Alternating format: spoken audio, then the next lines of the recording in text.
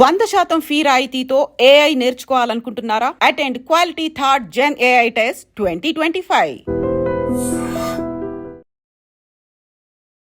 రేలారే గంగ పాడిన అసలు డప్పుల్ పాట అయితే భలే ఊపొస్తుంది. ఆ సాంగ్ వింటుంటే మీరు రాసిన పాటని ఇప్పుడు మీ గొంతు నుంచే వినాలనుకుంటున్నాను.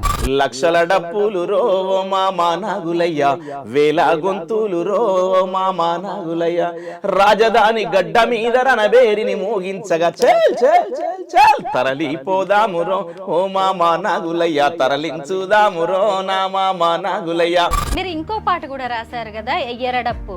ఏరై దర్వాన్ ఉంటది, అది నల్గొండ జిల్లా సింగర్ మల్లిక పాడింది.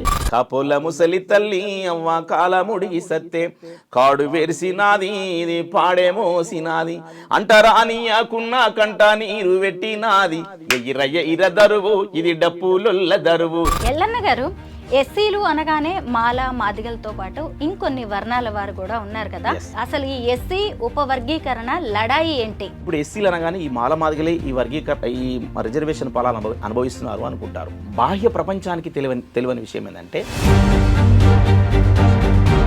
అంబేద్కర్ ఇచ్చినటువంటి రాజ్యాంగ ఫలాలు అందరికి కింది స్థాయి వరకు దక్కాలని బాబాసాహెబ్ అంబేద్కరే రాజ్యాంగంలో పొందుపరిచారు. కానీ అవి అమలు కావట్లేదు. 30 సంవత్సరాలుగా మందకృష్ణ అన్న ఒక జెండా పట్టుకొని దండోరా జెండా పెట్టి ఇలా 30 సంవత్సరాలు కొట్లాడుతున్నాడు. నేను 30 సంవత్సరాలు కొట్లాడుతున్నాను. నా జాతిలో పుట్టిన బిడ్డలు మీరు. మన జాతి కోసం జరుగుతున్న పోరాటంలో 30 ఏళ్ళు నేను జెండా మోసిన కదా, 30 రోజులు సమయం ఇవ్వరా తమ్ముళ్ళు అన్నప్పుడు. ముఖ్యంగా ఇప్పుడు గద్దర్ గారికి పద్మ అవార్డు ఇవ్వలేదు అనే దాని మీద కూడా పెద్ద చర్చ నడుస్తుంది. ఒక నక్సలైట్ గా పనిచేసినటువంటి గద్దరన్న బుల్లెట్ ద్వారానే రాజ్యాన్ని సాధించవచ్చు, రాజ్యాధికారం సాధించవచ్చు అని చెప్పిన ఆయన పరిణామ క్రమంలో అది కాదు అని చెప్పేసి ఆయన మారిపోయి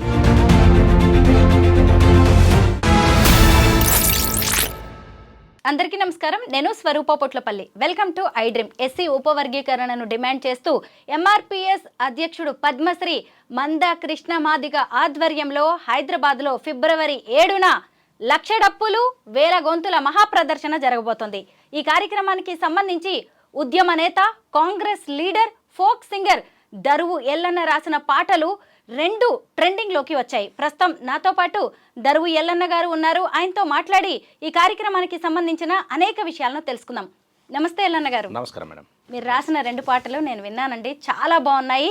రేలారే గంగ పాడిన అసలు డప్పుల్ రో పాట అయితే భలే ఊపొస్తుంది. ఆ సాంగ్ వింటుంటే మీరు రాసిన పాటని ఇప్పుడు మీ గొంతు నుంచే వినాలనుకుంటున్నాను. తప్పకుండా మేడం. అంటే యాక్చువల్గా తెలంగాణ ఉద్యమం కంటే ముందు రాసిన పాటనే అది. కానీ ఈ ప్రతి పాటకు ఒక సందర్భం వస్తుంది అన్నట్టుగా దళిత సమాజాన్ని ఐక్యం చేయడంలో గతంలో దళితుల మీద జరిగినటువంటి దాడుల్ని గుర్తుపెట్టుకొని ఉమ్మడి ఆంధ్రప్రదేశ్లో దళితుల మీద దాడులు జరిగినాయి. కారంచేడు, చుండూరు, పదిరికుప్పము, ఆ సంఘటనని దృష్టిలో పెట్టుకొని అప్పుడు రాసినటువంటి పాట. ఇప్పుడు ప్రధానంగా వర్గీకరణ నేపథ్యంలో ఇలా మళ్ళీ ఆ జాతుల్ని ఐక్యం చేసుకోవడం కోసము వర్గీకరణ సాధన దిశగా ఈ పాట ఉండాలని రాసుకోవడం జరిగింది. అదే గంగ వాడింది, చాలా అద్భుతంగా అసలు పబ్లిక్లోకి వెళ్ళిపోయింది. అది ఇప్పుడు 24 అవర్స్లో దాదాపు చాలా ఎక్కువ వెళ్ళిపోయింది. దాంట్లో ప్రధానంగా ఏముంటుందంటే, ఒక స్త్రీ చెప్తుంటుంది, ఒక స్త్రీ తన భర్తకు తన మామకు చెప్తుంటుంది. ఆ నేపథ్యం నుంచి వచ్చే పాట అన్నట్టుగా. డప్పులు రో మామా నాగులయ్య, జోడా డప్పులు రో నా మామా నాగులయ్య, లక్షల డప్పులు రో మామా నాగులయ్య, వేల గొంతులు రో మామా నాగులయ్య, రాజధాని గడ్డ మీద రణబేరిని మోగించగా చల్ చల్ చల్ చల్ తరలిపోదాము రో ఓ మామా నాగులయ్య, తరలించుదాము రో నా మామా నాగులయ్య, తరలిపోదాము రో ఓ మామా నాగులయ్య, తరలించుదాము రో నా మామా నాగులయ్య, ఇది మంద కృష్ణ పిలుపు రో మామా నాగులయ్య, ఇక దండై కదలాలి రో నా మామా నాగులయ్య. ఈ నేపథ్యంతో పాట స్టార్ట్ అవుతుంది అనమాట. దాంట్లో ఇంకా అన్ని అంటే సబ్బండ జాతులు వర్గీకరణకు మద్దతు ఇచ్చినాయి. సో అసలు ఊరూరులన్నీ కూడా కదిలిపోతూ ఉన్నాయి, మనం కూడా మన డప్పు మోగించాలి దాంట్లో అని చెప్పేసి ఆవిడ మామ నాగులయ్యకు చెప్పే సందర్భాన్ని ఆ పాటలో ఉంటుంది అన్నట్టుగా. గంగ అద్భుతంగా పాడింది. మ్యూజిక్ కూడా రవి కళ్యాణ్ కేసు దాన్ని మిక్సింగ్ చేశారు. వాళ్ళకు కూడా అంటే ఉద్యమ పాటగా అందరూ ఆ పాటని ఓన్ చేసుకొని ఇలా ప్రజల్లో కూడా ఒక ట్రెండింగ్ లాగా ఎక్కడ సభ జరిగినా ఆ పాటను పెట్టుకుంటా ఉన్నారు. అది చాలా గర్వకారణం అనిపిస్తూ ఉన్నది. మీరు ఇంకో పాట కూడా రాశారు కదా, ఎయ్యరడప్పు. ఏరై దర్వ్ అని ఉంటుంది, అది ఎయ్యరై మా దర్వ్. నల్గొండ జిల్లా సింగర్ మల్లిక పాడింది. ఒక ప్రోమో రిలీజ్ చేసినాం అంతే, జస్ట్ ఆ రోజు రికార్డింగ్ స్టూడియోలో ఒక పల్లవి చరణం బట్టి ప్రోమో రిలీజ్ చేసినాము. అసలు లక్షలలో వెళ్ళిపోయింది అది. మొత్తం ఫేస్బుక్, ఏ సోషల్ మీడియా చూసినా, ఇన్స్టాలో, ప్రతి దాంట్లో ఆ పాట వైరల్ అయిపోయింది. అది ఒక సామాజిక నేపథ్యాన్ని కూడుకున్నటువంటి పాట. కాపొల్ల ముసలి తల్లి అవ్వ కాలముడి సత్తే కాడు వేర్సినాది ఇది పాడేమో సినాది. సామాజిక వివక్షత ఉన్నటువంటి సమాజంలో ఆ ఊర్లో ఒక కాపు తల్లి చనిపోతే ఒక మాదిగ తల్లి ఏడుస్తుంటుంది. ఒక సందర్భంలో అడిగినాం, ఎందుకమ్మా ఏడుస్తారని. వాళ్ళెవరో చనిపోతే మనం ఎందుకు ఏడవాలి అన్నట్టుగా అనిపిస్తుంది కదా. జనరల్గా ఎవరు చనిపోతే, ఏ కులం వాళ్ళు, ఏ కుటుంబం వాళ్ళు చనిపోతే వాళ్ళే ఏడుస్తుంటారు. అట్లా కాకుండా ఆ తల్లి ఏడుస్తుంటే అనిపించింది అనమాట, అరే ఇంత మానవ సంబంధాలు, ఎంత మానవత్వాన్ని గుబాలింపజేస్తున్నాయి చూడండి, ఒకసారి ఆలోచించండి. అంటే అడిగితే ఏమంటుంది అమ్మ, మనిషి అయితే బిడ్డ చాలా మంచిది ఉండే అని చెప్పి చెప్తారు. అంటే మొత్తం మానవత్వానికి నిదర్శనంగా నిలబడ్డటువంటి జాతి మాదిగ జాతి.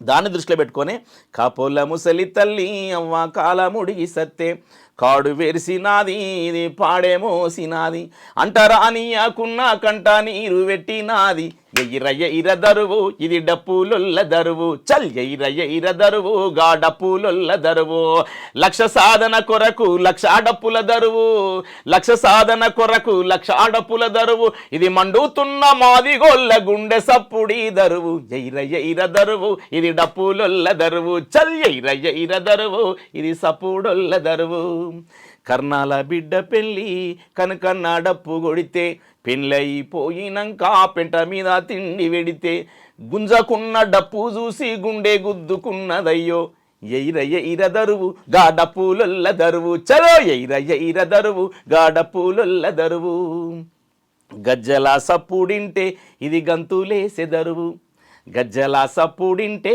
ఇది గంతులేసెదరువు దుమ్ము లేపెదరువు ఇది దుంకులాడెదరువు. అసలు ఎంత అద్భుతమైనటువంటి చిత్రణ, ఎంత అద్భుతమైనటువంటి ఆ జానపద నృత్యము డప్పుతోటి జాయిన్ చేసుకుంటూ కింద పైసలు వేస్తుంటే, రూపాయి నోట్లు కానీ లేదా పైసలు కానీ కింద వేస్తుంటే ఆ డప్పు కొట్టుకుంటూ ఈ శబ్దం ఆపడు, ఈ డప్పు కొట్టుకుంటూ ఆ కింద పైసను ఈ నెత్తికి అద్దుకుంటాడు అనమాట, మొదట ఆ పైసను తీసుకుంటాడు. అందుకని ఆ లైన్ దాంట్లో పెట్టడానికి నెత్తురుగారంగా పైసను నెత్తి కద్దుకున్న దరువు చలో ఎయిర దరువు ఇది డప్పులొల్ల దరువు చలో ఎయిర దరువు ఇది సపుడొల్ల దరువు లగ్గమైన చేత్తయి ఇవి లడాయైన చేత్తయి.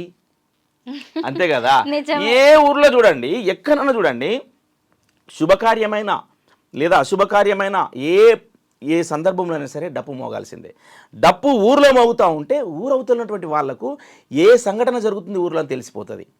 ఊరవతలో పనిచేసుకునే వాళ్ళు, పొలాల్లో పనిచేసుకునే వాళ్ళు ఒక శబ్దం విన్నారనుకోండి, ఓహో ఈ డప్పు శబ్దం వినబడుతుందంటే వీళ్ళు పోషమ్మలకు చేస్తారు ఊర్లో, వీళ్ళు పెద్దమ్మకు చేస్తారు ఊర్లో, లేదా ఈరోజు పీరిల డప్పు అది. లేదా ఒక శబ్దం వినిపించినప్పుడు అయ్యో ఊర్లో ఎవరో చనిపోయినట్టున్నారు, ఆ శబ్దం వినిపించినప్పుడు. అట్లా డప్పు ఈ శబ్దాన్ని బట్టి రకరకాల సందర్భాల్ని సృష్టించినటువంటి డప్పు శబ్దము ఈ సమాజంలో అన్ని సబ్బండ వర్గాలతోటి కలిసి పనిచేసింది. అందుకనే అన్నమాట ఇవి లగ్గామైన చేత్తయి ఇవి లడాయైన చేత్తయి పెళ్లి డప్పు కొట్టినట్టే. ఇక నేను ఈ సందర్భంలో ఒక లైను తీసుకున్న దాంట్లో, ఎందుకంటే నేను క్లియర్గా చెప్పదలుచుకున్నా, ఒక కవిగా, ఈ సామాజిక వర్గంలో పుట్టిన బిడ్డగా, ఆ నేపథ్యాన్ని మోసుకొస్తున్నటువంటి బిడ్డగా నేను నా లైన్ క్లియర్ ఉండాలి కదా. పెళ్లి డప్పు కొట్టినట్టే వర్గీకరణను వ్యతిరేకించే వాళ్లకు పెళ్లి డప్పు కొట్టినట్టే మీ సావు డప్పులు కొడతాయి ఎయిర దరువు ఇది డప్పులొల్ల దరువు ఎయిర దరువు ఇది సప్పుడొల్ల దరువు. ఆ లైన్లో ఉంటారు అన్నమాట పాట. బాగుందండి, సూపర్. ఎల్లన్న గారు, ఎస్సీలు అనగానే మాల మాదిగలతో పాటు ఇంకొన్ని వర్ణాల వారు కూడా ఉన్నారు కదా, అసలు ఈ ఎస్సీ ఉపవర్గీకరణ లడాయి ఏంటి? వాస్తవంగా మనము దీన్ని ఒక సామాజిక నేపథ్యంలో ఆలోచిస్తే ఎస్సీలు అనగానే మిగతా సమాజం అంతా కూడా కేవలం మాల మాదిగలేనేమో అని అనుకుంటారు. ఇప్పుడు ఎస్సీలు అనగానే ఈ మాల మాదిగలే ఈ రిజర్వేషన్ ఫలాలు అనుభవిస్తున్నారు అనుకుంటారు. బాహ్య ప్రపంచానికి తెలియని విషయం ఏంటంటే ఈ ఉమ్మడి రిజర్వేషన్ వల్ల ఎస్సీలలో ఉన్నటువంటి ఈ మెజారిటీ కమ్యూనిటీలు అయినటువంటి మాలలు మాదిగలు, అలాగే ఈ మాల మాదిగలకు కూడా ఉపకులాలు ఉన్నాయి. మాల ఉపకులాలు ఉన్నాయి, మాదిగ ఉపకులాలు ఉన్నాయి. రెల్లి ఆది ఆంధ్ర కులాలు, ఆది ఆంధ్ర ఉపకులాలు, అంటే ఎస్సీలలో మాల ఉపకులాల్లో ఈ రెల్లి ఉపకులాలకు సంబంధించి ఒక 12 ఉపకులాల దాకా ఉంటాయి. మాదిగలకు సంబంధించిన ఉపకులాల్లో దాదాపు ఆది ఆంధ్ర కానీ మిగతా సింధు కానీ రకరకాల, అంటే ఈ రెల్లి కులము, అలాగే ఎస్సీ మాల, రెల్లిలో ఉపకులాలు, ఎస్సీ మాలలో ఉపకులాలు, మాదిగలో ఉపకులాలు, అలాగే ఆది ఆంధ్రలో కూడా ఉపకులాలు ఉన్నాయి. ఇట్లా ఈ 4 కేటగిరైజేషన్లో ఉన్నటువంటి ఎస్సీ జనాభా పాపులేషన్ ఎక్కువ ఉంది కాబట్టి మాలలు మాదిగలు ఈ సమాజానికి ఎక్కువ కనబడ్డారు. అట్లనే ఎక్కువగా ఆర్థికంగా లబ్ధి పొందారు కాబట్టి, రాజకీయంగా లబ్ధి పొందారు కాబట్టి ముందు వరుసలో మాల సామాజిక వర్గం నిలబడ్డది. ఉమ్మడి రిజర్వేషన్ ఇచ్చినటువంటి 15% రిజర్వేషన్ని అత్యధికంగా లబ్ధి పొందింది కేవలం మాల సామాజిక వర్గమే. ఆ మాల సామాజిక వర్గంలోని ఉపకులాలు కూడా అనుభవించలేదు.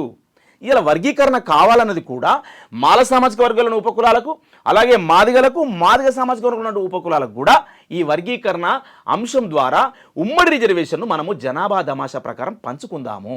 మీరొక్కరే అనుభవించడం కాదు, ఇది అందరం జనాభా దమాషా, ఎవరి జనాభా ఎంత ఉంటుందో వాళ్ళం అంత అనుభవించుదామని చెప్పేసిన అంశమే వర్గీకరణ అంశం. ఇది నేను చెప్పింది కాదు, ఇది కేవలం ఎవరో కావలసుకొని మందకృష్ణ చెప్పింది కూడా కాదు. ఇది జస్టిస్ రామచంద్రయ్య కమిషన్ చంద్రబాబు నాయుడు గారు ప్రభుత్వంలో ఉన్నప్పుడే ఎస్సీ ఏబిసిడి వర్గీకరణ చేయాలి, ఇది ఒక సామాజిక వర్గం మాత్రమే, లేకపోతే ఒక సామాజిక వర్గం మాత్రమే రిజర్వేషన్ని అనుభవిస్తూ మిగతా సమాజం అంతా నష్టపోతుందని చెప్పి చెప్పడం జరిగింది. లోకూరు కమిటీ ఎప్పుడు అసలు 60లోనే 60స్లోనే లోకూరు కమిటీ వచ్చింది. దాని తర్వాత రామచంద్రయ్య కమిషన్ వచ్చింది. దాని తర్వాత ఉషా మెహ్రా కమిషన్ వచ్చింది. ఈ కమిషన్ రిపోర్ట్లన్నీ కూడా నేను చెప్తానో నువ్వు చెప్తానో కాదు కదా, ఇవి సమాజాన్ని అధ్యయనం చేసి, సమాజంలో ఉన్నటువంటి ఈ ఎస్సీ సామాజిక వర్గంలో ఉన్నటువంటి ప్రతి కులాన్ని అధ్యయనం చేసి, ఎవరు ఎక్కువ నష్టపోతున్నారు, ఎక్కువ జనాభా ఎవరున్నారని చెప్పేసి అధ్యయనం చేసి ఇచ్చిన రిపోర్ట్లు. ఆ రిపోర్ట్ల సాక్షిగా రాష్ట్రపతి కూడా చెప్పారు చివరికి, కేఆర్ నారాయణ గారు ఉన్నప్పుడు ఇలా వర్గీకరణ జరగకపోతే ఒక సామాజిక వర్గం నష్టపోతుందని చెప్పారు.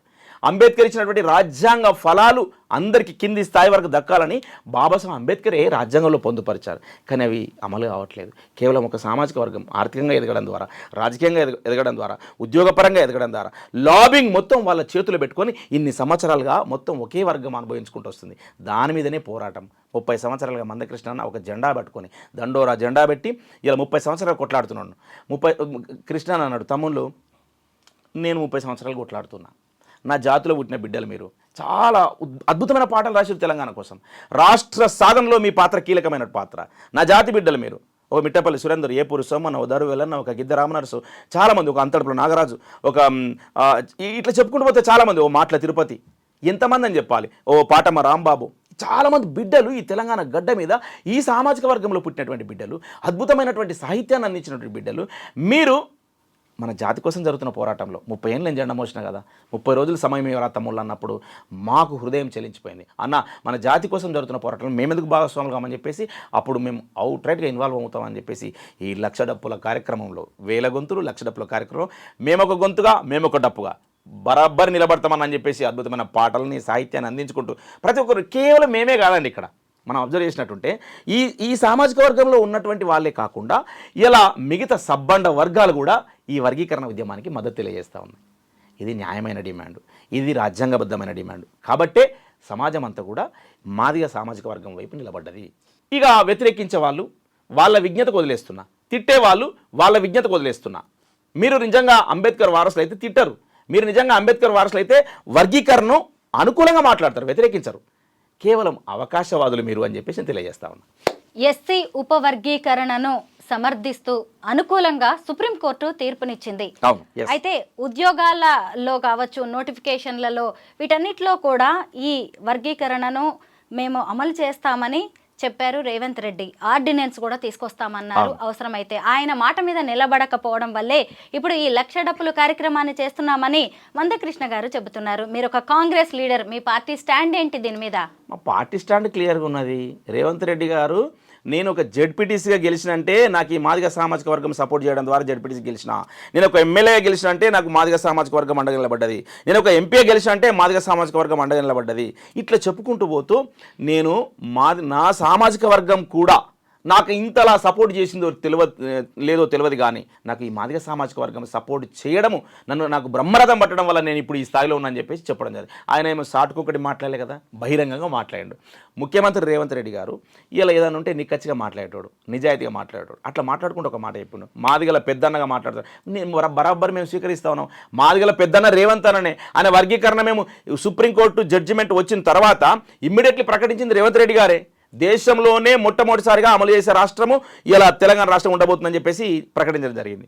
ప్రకటించి ఆగిపోలే కదా, ఎక్కడ ఆగిపోయిందని మీరు ఒకసారి అబ్జర్వ్ చేయండి. మంత్రివర్గ ఉప కమిటీ వేశారా, ఆ ఉప కమిటీ దానికి సంబంధించిన పని చేసుకుంటూ పోతుందా? నెక్స్ట్ ఒక కమిషన్ కూడా ఏర్పాటు చేయడం జరిగింది. ఆ కమిషన్ ఇప్పుడు అధ్యయనం చేస్తూ ఉంది. మీరు అడగవచ్చు ఎందుకు ఈ కమిషన్లు ఎందుకు, ఉప కమిటీలు ఎందుకని అడగవచ్చు.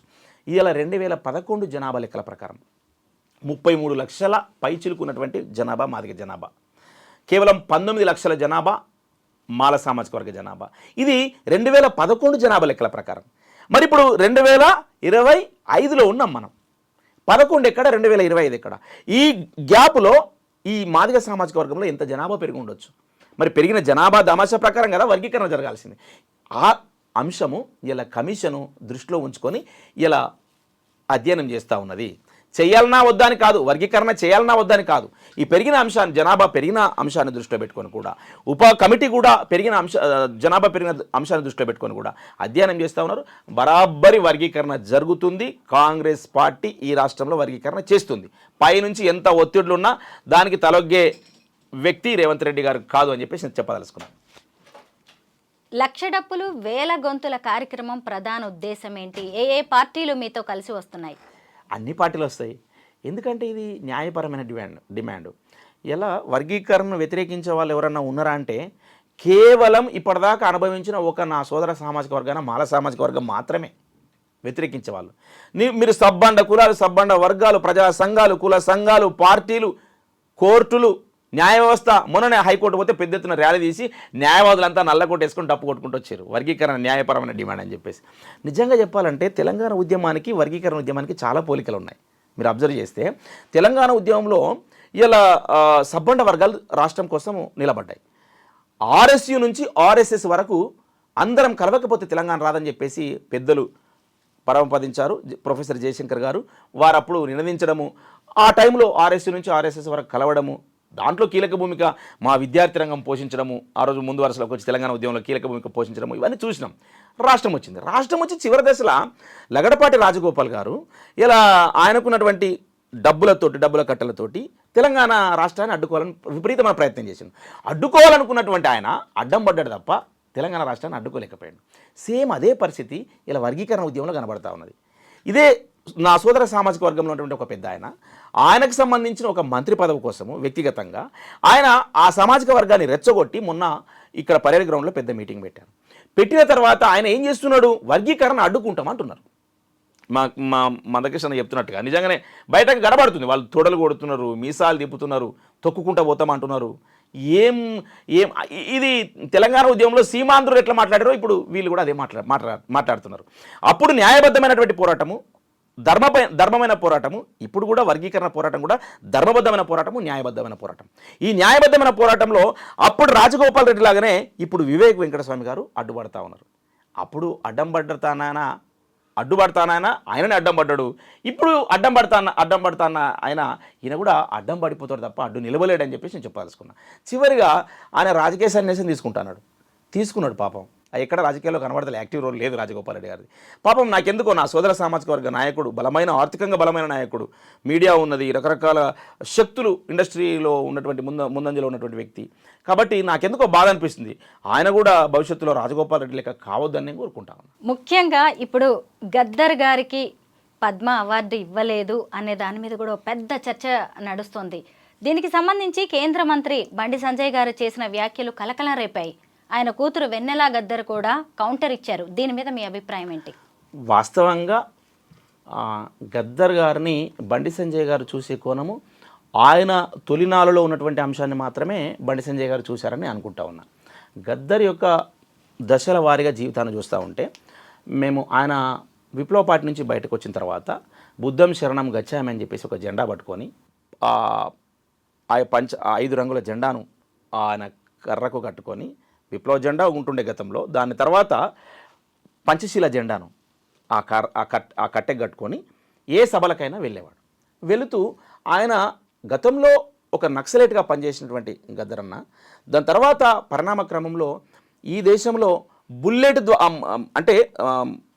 ద్వారానే రాజ్యాన్ని సాధించవచ్చు, రాజ్యాధికారం సాధించవచ్చు అని చెప్పిన ఆయన పరిణామ క్రమంలో అది కాదు అని చెప్పేసి ఆయన మారిపోయి బుల్లెట్ ద్వారా కాదు బ్యాలెట్ ద్వారానే రాజ్యాధికారం వస్తుంది బందూకు బ్యాలెట్ కదా అది చెప్పిండు ఆయన్నే. గద్దరన్నే స్వయంగా చెప్పినాడు, రియలైజ్ అయ్యాడు. దాని తర్వాత మేము ఉస్మాన్ యూనివర్సిటీకి తీసుకొచ్చినాం. చాలా మీటింగ్లలో గద్దరన్న ఇన్వాల్వ్ అయ్యాడు. గద్దరన్నతో పాటు మేము కలిసి పనిచేసిన వాళ్ళము తెలంగాణ ఉద్యమం టైంలో. గద్దరన్న తెలంగాణ కోసం పనిచేసిండు, అన్ని వర్గాల కోసం పనిచేసిండు. అట్లా పరిణామ క్రమంలో గద్దరన్న ఇలా ఒక అంబేద్కర్ ఐడియాలజీని పట్టుకొని వచ్చినటువంటి వ్యక్తి గద్దర్ గారు. కాబట్టి నేనేమంటున్నా అంటే ఇలా బండి సంజయ్ గారు మాట్లాడిన విషయము ఆయన నక్సలైటు, ఆయనకు ఎందుకు ఇస్తామని చెప్పేసి మాట్లాడారు కదా, ఆయన పూర్వంకి సంబంధించిన అంశం మాత్రమే చూసి మాట్లాడిండేమో, కానీ దాని పరిణామక్రమంలో చాలా అంశాలు జరిగినాయి. అది బండి సంజయ్ గారు దాన్ని చూసి ఉంటే బాగుంటుండే అని చెప్పేసి నేను అనుకుంటా ఉన్నా. ఏది ఏమైనా ఈ టైంలో వర్గీకరణకు మేము కొట్లాడుతున్న టైంలో ఇలా కీలకమైన దశ, మొత్తం సబ్బండ వర్గాలు ఒక వైపున వస్తున్నటువంటి దశ, ఈ దశలో ఇట్లాంటి అంశము చర్చమికి తెర మీదకి రావడం అనేది మాకు కొంత బాధ కలిగిస్తూ ఉన్నది. ఎందుకంటే ఇలా మొత్తం ఒక ఉవ్వెత్తున ఉద్యమం ఎగుసిపడుతున్న టైంలో మళ్ళీ ఏదో వాళ్ళకు ఒక అంశాన్ని ఇచ్చినట్టయింది. ఏది నా సోదర సామాజిక వర్గానికి. వాళ్ళు మొన్నటిదాకా మా మందకృష్ణని తిట్టుకుంటూ వచ్చారు. ఇప్పుడు వాళ్ళు ఏం చేస్తారు, డైవర్ట్ అయిపోయి బండి సంజయ్ గారిని తిట్టడం మొదలు పెడుతున్నారు. వాళ్ళు ఏమన్నా కానీ నేను ఒకటేమంటే మాల మాదిగల పంచాయతీ కాదు, ఇది పద్మశ్రీ అవార్డుకు సంబంధించింది. మాలలకు ఎట్లు ఇస్తారు, మాదిగలకు ఎట్లు ఇస్తారు, దీనికి సంబంధించింది కాదు. ఇది అసలు ఆ కులానికి సంబంధించిన అంశమే కాదు పద్మశ్రీ అవార్డుకు సంబంధించింది. అది ఒక సామాజిక సేవా కార్యక్రమాలకు సంబంధించినటువంటి అంశం. అది గద్దర్ గారికి ఇస్తారా ఇవ్వరా అనేది దానికి సంబంధించిన కమిటీ చూసుకుంటుంది. అది కేవలం బండి సంజయ్ గారు అంటేనో ఇంకోళ్ళంటేనో వాళ్ళ ఇంట్లోకి వెళ్ళి ఇచ్చేది ఎవరు వాళ్ళ ఇంట్లోకి వెళ్ళి ఇచ్చేది కాదు కదా. ఒక కమిటీ ఉంటుంది. ఆ కమిటీ పరిశీలించి వాళ్ళు ప్రజాసేవలో ఏం చేశారని చెప్పేసినటువంటి అంశాన్ని పరిశీలించి అవార్డులు ఇవ్వడం జరుగుతుంది. కానీ దానికి సంబంధించి ఇట్లాంటి పరిణామక్రమం జరగడము అంత మంచి పరిణామం కాదు అని చెప్పేసి నేను తెలియజేస్తా ఉన్నా. ప్రధానంగా ఇలా గద్దర్ను ఓన్ చేసుకుంటున్నటువంటి మాల సామాజిక వర్గము, గద్దర్ను ఓన్ చేసుకొని మొదటిదాకా మా కృష్ణన్న గారిని తిట్టి ఇప్పుడు బండి సంజయ్ గారిని తిడుతున్నటువంటి నా మాల సామాజిక వర్గానికి నేను ఒక అంశాన్ని తెలియజేసుకున్నా. ఇలా గద్దరన్న అనే వ్యక్తి వర్గీకరణను అనుకూలంగా బాహ్యంగా ప్రకటించినటువంటి వ్యక్తి. నిజంగానే మీరు గద్దర్ వారసులు అయితే, మేము బరాబర్ చెప్పుకున్నాం, మేము గద్దర్ వారసులం, తెలంగాణ కోసం కొట్లాడినామని అని చెప్పుకున్నాం ఆల్రెడీ. మరి మీరు కనుక నిజంగానే గద్దర్ వారసులు అయితే మీరు ఆయన చెప్పినట్టుగా వర్గీకరణకు అనుకూలంగా ఉండాలి కదా. ఆయన ఇచ్చిన స్టేట్మెంట్కు మీరు వ్యతిరేకంగా వండుకుంటూ మా గద్దరన్న కీరా అని చెప్పేసి మాట్లాడితే అది చూసే వాళ్ళకు అంత మంచిగా అనిపించదు. అది ఒక భిన్నమైనటువంటి పార్షన్లకు కనబడుతుందని చెప్పేసి తెలియజేస్తాం.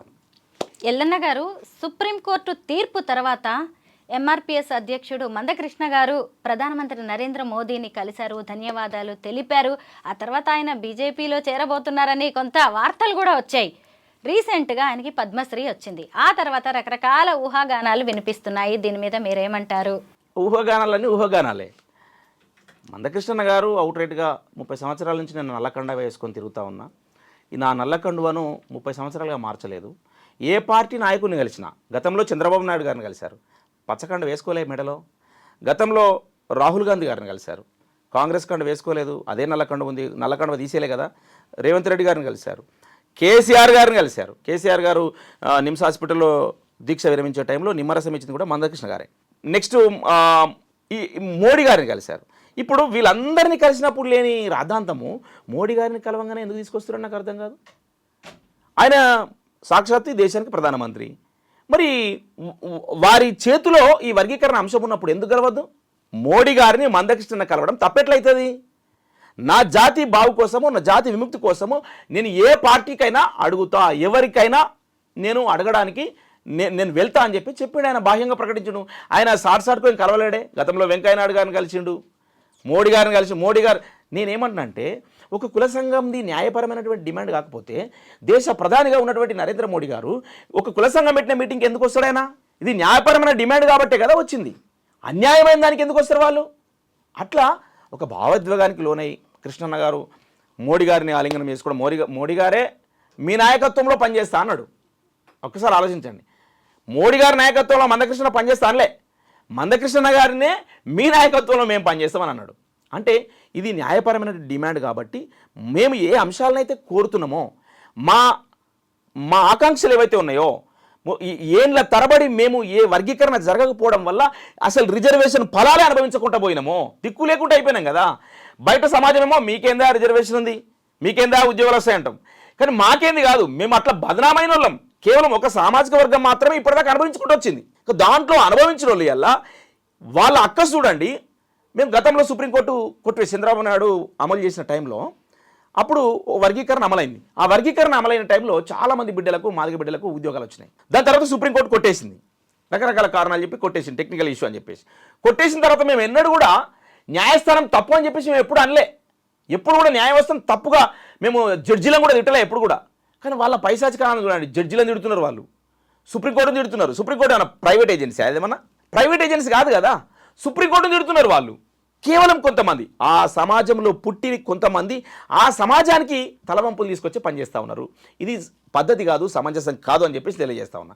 అదే వివేక్ వెంకటస్వామి గారికి నిజంగానే ఆ కులం మీద ప్రేమ ఉంటే, నా ఉస్మాన్ యూనివర్సిటీలో నా సోదర సామాజిక వర్గం తెలంగాణ ఉద్యమంలో కలిసి పనిచేసిన చాలామంది బిడ్డలు ఉన్నారు, ఎదిగిన పిహెచ్డీ చేసినటువంటి బిడ్డలు ఉన్నారు నా సోదర సామాజిక వర్గం, మాల సామాజిక వర్గంలో.